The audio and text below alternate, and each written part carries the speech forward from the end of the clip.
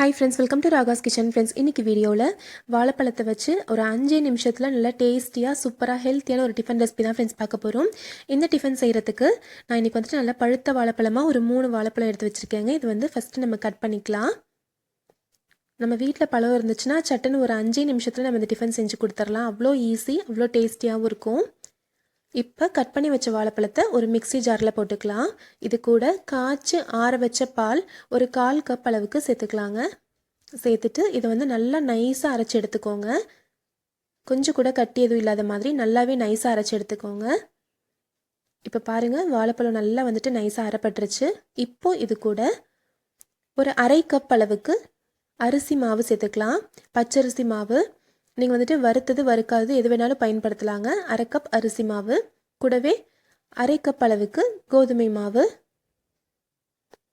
இது கூட இப்போ 1/2 கப் அளவுக்கு தேங்காய் துருவல். தேங்காய் துருவல் வந்து ஆப்ஷனல் தாங்க. நீங்கள் 1/4 கப்போ அல்லது 1/2 கப்போ சேர்த்துக்கலாம். 1/2 கப் சேர்த்திங்கன்னா நல்லா டேஸ்ட்டாக இருக்கும். அதுக்காக தான் 1/2 கப் சேர்க்குறோம். கூடவே 1/2 கப் அளவுக்கு தண்ணி ஊற்றிக்கோங்க. இது கூட டேஸ்ட்டுக்காக நான் ஒரு 2 டேபிள் ஸ்பூன் அளவுக்கு சர்க்கரை சேர்த்துக்கிறேங்க. பழமே வந்து நல்லா ஸ்வீட்டாக தான் இருக்கும். நம்ம 2 ஸ்பூன் அளவுக்கு சர்க்கரை சேர்க்குறனால இன்னும் கொஞ்சம் நல்லா டேஸ்ட்டாக இருக்கும். இப்போ இது கூட ஃப்ளேவருக்கு ஒரு 1/4 ஸ்பூன் அளவுக்கு ஏலக்காய் தூள், கூடவே ஒரு சிட்டிகை அளவுக்கு உப்பு சேர்த்துக்கோங்க. உப்பு சேர்த்துட்டு இது நல்லா நைஸாக அரைச்சி எடுத்துக்கலாம்.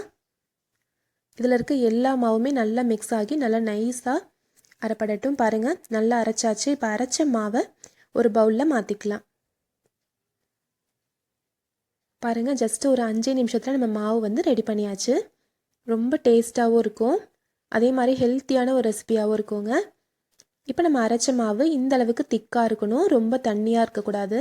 இந்த அளவுக்கு திக்காக இருந்தால் தான் நல்லா சாஃப்டாக நம்மளுக்கு வரும். இப்போ நம்ம பனானா தோசைக்கான மாவு ரெடி ஆயிடுச்சுங்க. இப்போ ஸ்டவ்வில் ஒரு தோசை கல் வச்சுக்கலாம்.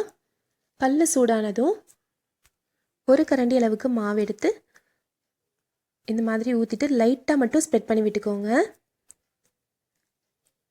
இதுக்கு மேலே ஃப்ளேவருக்காக நான் கொஞ்சமாக வந்துட்டு வெள்ளை எள்ளு சேர்த்துக்கிறேங்க.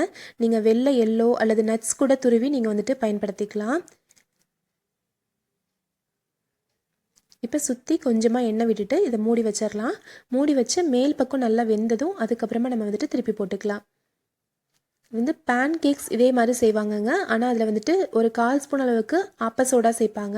நம்ம இதில் ஆப்ப சோடாலாம் எதுவுமே சேர்க்காம தேங்காய் சேர்த்துருக்கோம். அதுவே நல்ல ஒரு சாஃப்ட்னஸ் கொடுக்கும். இப்போ பாருங்கள், மேல் பக்கம் நல்லா வெந்துருச்சு. இதை வந்து நம்ம திருப்பி போட்டுடலாம்.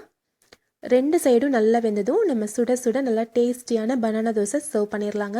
நல்லா ஹெல்த்தியான ஒரு டிஃபனாக இருக்கும். சட்டுன்னு நம்ம செஞ்சு கொடுத்துடலாம். பாருங்கள், 2 சைடும் நல்லா வெந்துருச்சு. இப்போ நம்ம சர்வ் பண்ணிடலாம். சுட சுட நல்லா டேஸ்டியான சாஃப்டான பனானா தோசை ரெடி ஆயிடுச்சு. குழந்தைங்களுக்குலாம் ரொம்ப ரொம்ப பிடிச்சிருக்கும். நீங்கள் ஈவினிங் டிஃபனாவோ அல்லது மார்னிங் காலையிலேக்கு நம்ம வந்துட்டு டிஃபனாவோ கூட நம்ம செஞ்சு கொடுக்கலாங்க. நல்லா டேஸ்ட்டாக இருக்கும். இதுக்கு சைட் டிஷ்ஷாக எதுவுமே தேவையில்லைங்க. இது அப்படியே சாப்பிட்லாம், அவ்வளோ டேஸ்ட்டாக இருக்கும். இந்த வெள்ளை எள்ளோட ஃப்ளேவரோடு சேர்த்து சாப்பிடும்போது ரொம்ப சுவையாக இருக்கும். கண்டிப்பாக ட்ரை பண்ணி பாருங்கள்.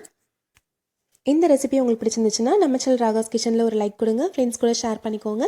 சப்ஸ்கிரைப் பண்ணி வச்சுக்கோங்க. தேங்க்யூ.